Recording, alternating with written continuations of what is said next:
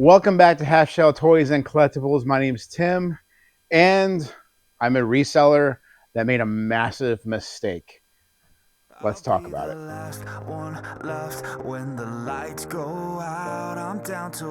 All right, guys. So I made a terrible purchase this week, and I think a good 85% of this is probably my fault, but I kind of want to talk about it a little bit and then talk about some of the lessons that I learned from it. I bought a lot of toys, video games, and some model kits, like horror model kits. And I kind of went into this pick like fantasizing about it for a few days. And so when I got there, I kind of feel like maybe I had blinders on or something. And so I just agreed and purchased, loaded up, and went home. So some of the things that I've learned about this is, number one, never assume anything. Always check the stuff that you're buying. Never assume that the model kits you're buying have not been opened yet or are sealed. Look them over. Look every single one of them over. Clothing. Never assume that there's no stains on clothes if they're nicely folded. Never assume that a electronic device is bad. Never assume that a digital camera has no battery corrosion in the battery compartment. So never assume anything. When you assume something, you're setting yourself up for a major failure. So that would be the first thing that I learned from this week is never assume anything. Look at all of the items. Make sure that it's stuff that you actually really want to purchase. And another thing too is make sure that all of the stuff that you're wanting to purchase is in one area. If you're looking at stuff that's kind of scattered through a building, a little bit of it is over here, a little bit's 100 feet away, and a little bit's 75 feet away the other direction. Pick everything up, put it all in one place so you can see everything you're making an offer on in one location. It makes a huge difference. That was kind of the case for me at this buy. It was just scattered throughout the building. And then when I started to load stuff up, I'm like, there's really not that much stuff here, So, yeah. And so another thing too on assuming, don't just, if you're buying a large lot of something and you check a few items in that lot and they check out, never assume that all the rest of those items in that lot are going to be in the same condition. And that's another thing that I failed with in this pick. I purchased 2,000 VHS tapes, and I took a few randomly off the top boxes, and I checked them. There was no mold.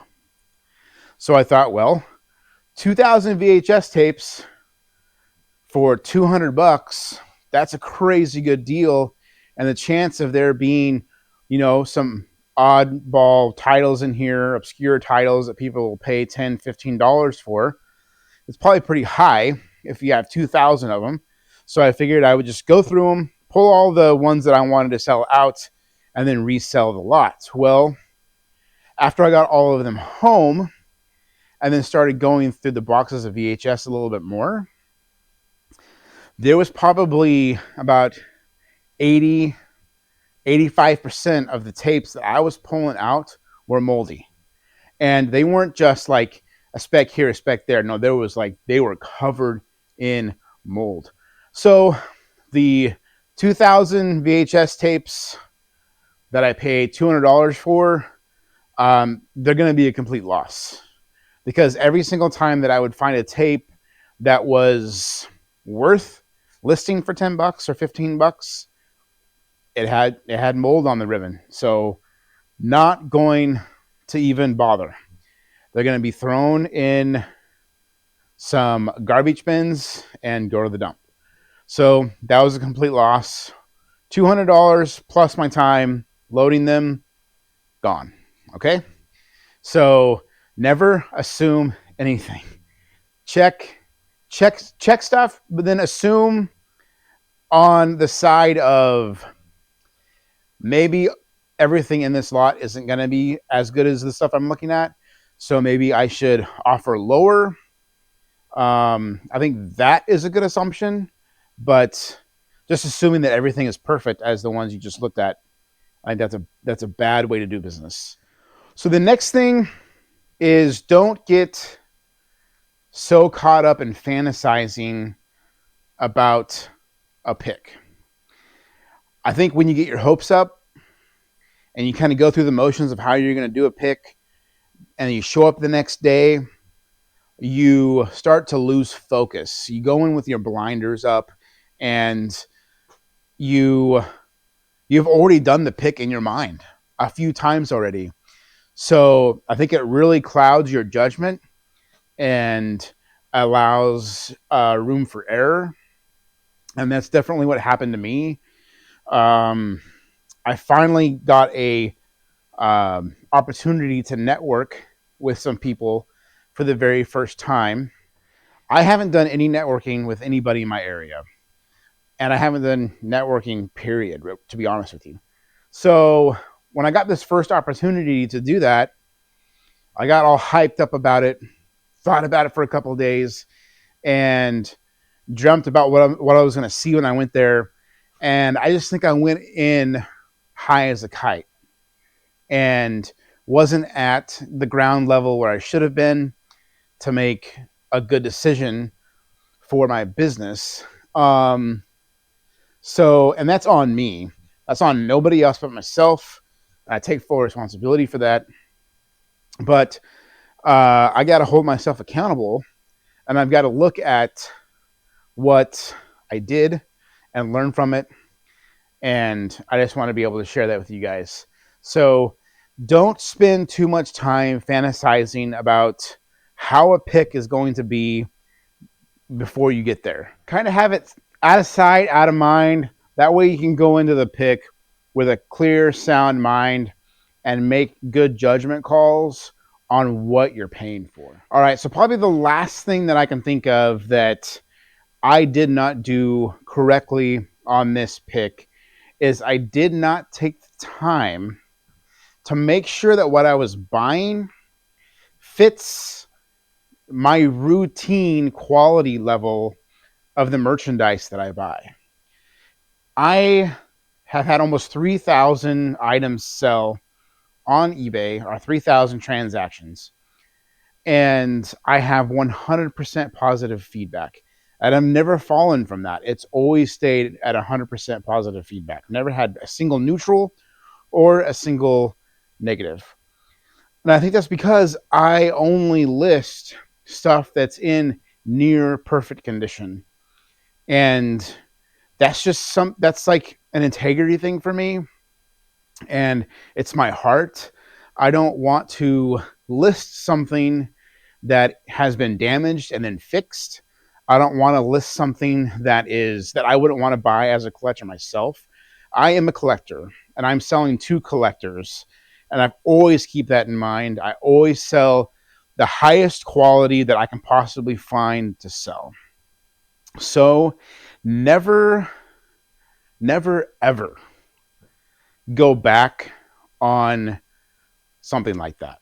If you have a strong sense of self-integrity for your business, for your personal life, don't ever compromise in those areas, because those are the things that keep customers coming back time and time again.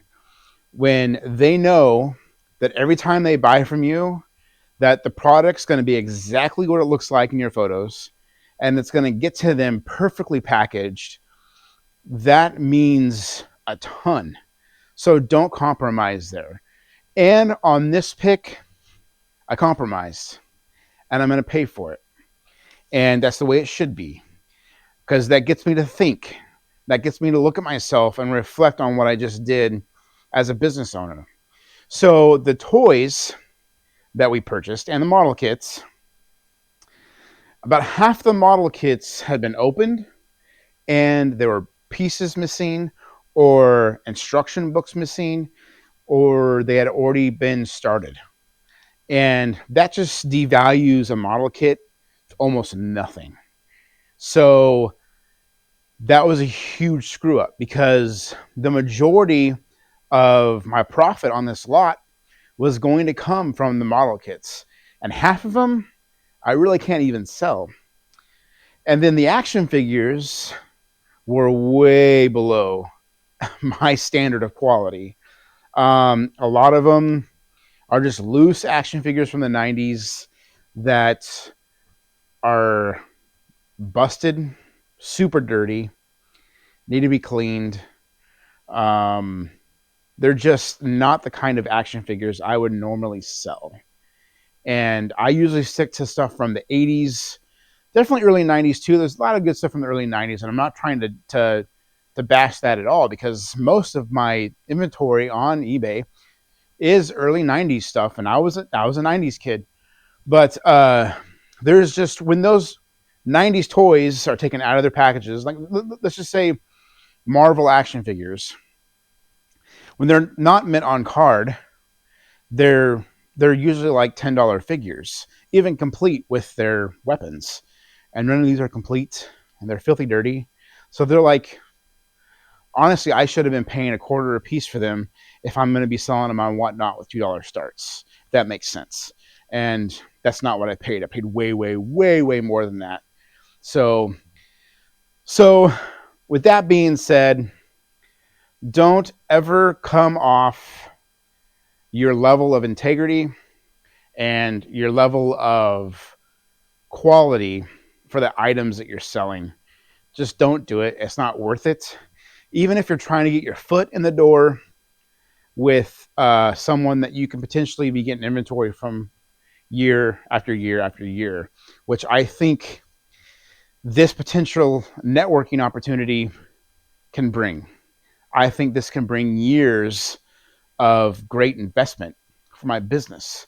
And I don't think that's been compromised because of this. Luckily, I know the people that I bought this stuff from, and I've known them for a while. And so I've been talking with them, and the VHS, that's something that I don't think they knew they were that bad. And I didn't dig super deep into them to see how bad they were. So I'm hoping we can rectify that.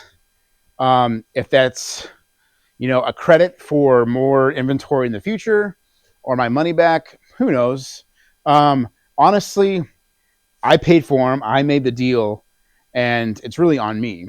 But I take responsibility, and I've said it a couple times now.